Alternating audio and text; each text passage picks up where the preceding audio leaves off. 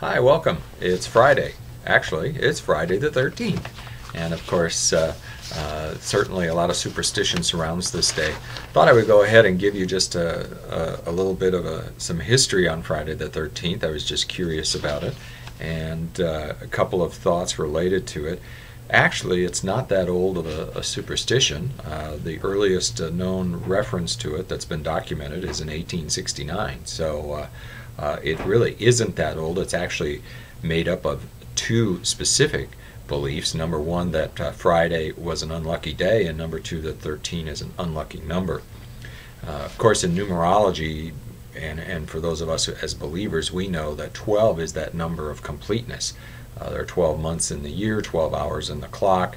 There were 12 tribes of Israel. There are 12 disciples of Jesus. 12 has always been associated with completeness. And in fact, there are 12 successors of Muhammad in Shia Islam, which I think is kind of interesting too.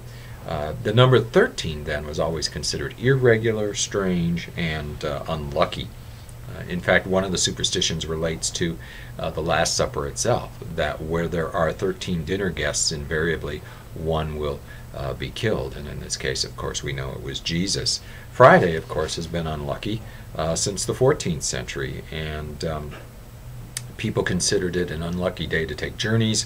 I believe it was in the 1800s, there were stock market crashes and other disasters that happened to fall on Friday. Jesus was crucified on Friday, so you get this sense that Friday itself was unlucky, and you put those two together, and somehow that heightens that importance. And so that's kind of some of where that has come from. Though there even those who have done some statistical reference on it have found that there really isn't anything statistically that points to that. So anyway, there it is, a little bit on Friday the 13th. Today's readings, we're going to drop one king in favor of another. God rejects Saul, as you read, and there's one point I want to make about that. I think it's interesting that God says he regrets having made Saul king, and it doesn't mean that God felt like he made a mistake, but I think what's exciting here is that there's a dynamic in the relationship between God and his people, and for our benefit as well, that says God places us into positions, but he allows us then to be successful or to fail many times. And when we fail, he's right there to help us pick up the pieces and move on to something else, as is the case with Saul, who ultimately asked for forgiveness. But I think we also have to understand that once you fail in one area, once you don't measure up to one area, God's not going to keep placing you in that so you continue to fail. It may mean you need to move on into something different. And while Saul still is able to be forgiven by God, he is no longer able to be king. Then we move on to 1 Samuel 16, and we get into the choosing of David.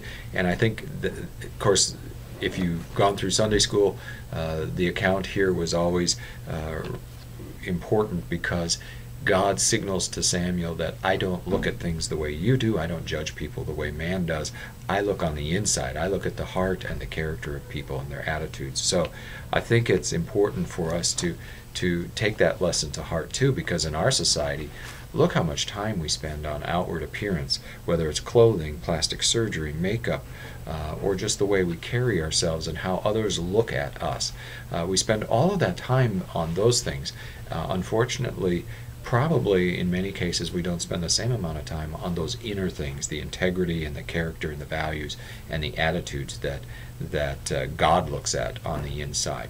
And so God's giving Samuel some direct guidance into how he's going to choose this king, and we know eventually he chooses David. I think for us, for our benefit today, I know for me, I'm going to focus a little more on the inside and not worry so much about the outside.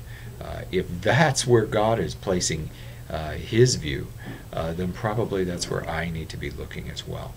That certainly is a contrast to the world, but once again, as Christians, we're all about being conformed to and transformed into the image of God rather than the ways of the world. So as you continue to work on your character, your values, your integrity, your attitudes, I pray that God's Spirit will help you do that, and we'll see where it takes us.